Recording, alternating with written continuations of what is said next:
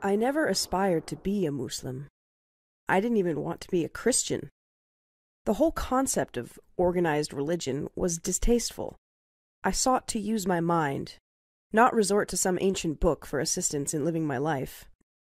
If you had offered me millions of dollars to join one faith or another, I would have declined.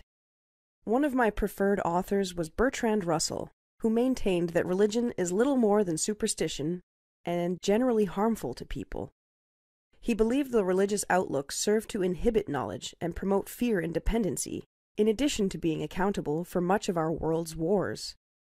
I remember laughing out loud while reading "Hey, is that you, God?" by Dr. Pascal, in which he derided the concept of God through satirical dialogue.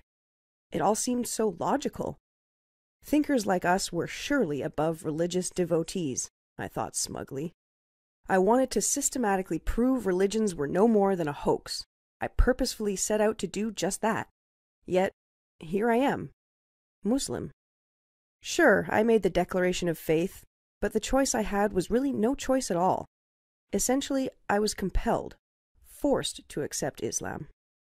Interestingly, in my talks with followers of religions, especially those other than Islam, I have often noticed that they clearly desire to believe, as if, no matter how many contradictions or errors are pointed out in the scriptures, they brush them aside and maintain their unquestioning faith.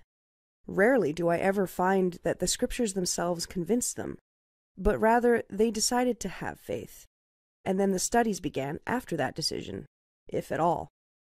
They knew what they believed, either by having been raised upon it, or, like a friend of mine told me, Islam seems foreign, so I never looked into it.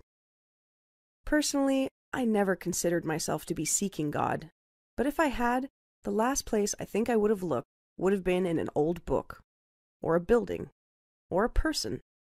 In actuality, this notion was not built on hard facts. It was an assumption. I had no evidence.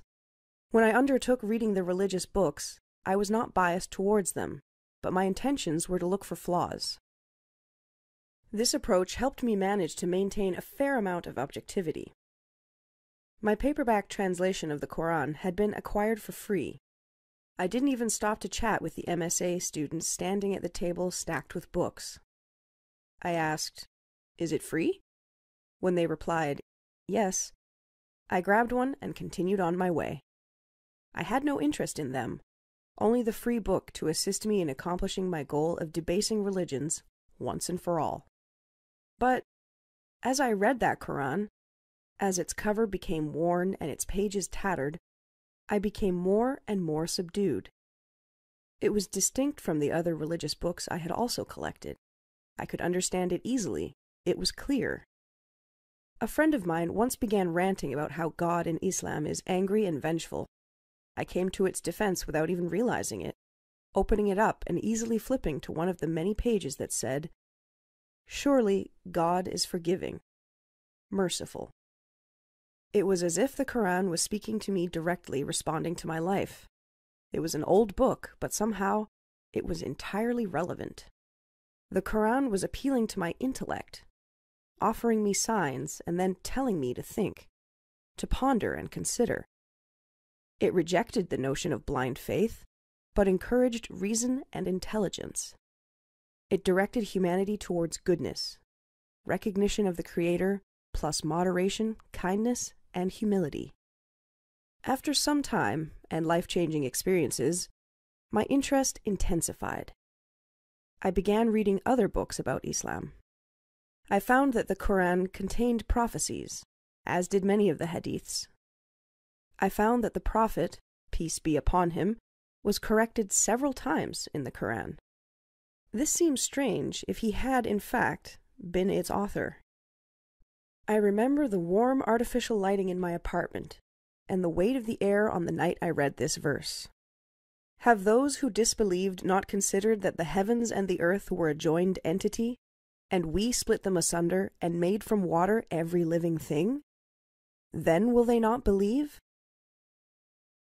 My mind was split when I read this. It was the Big Bang. Suddenly, not just a theory, and every living thing from water, wasn't that what scientists had just discovered? I was astonished. It was the most exciting and yet frightening time of my life. Now what? There were only two choices, and one was no choice at all.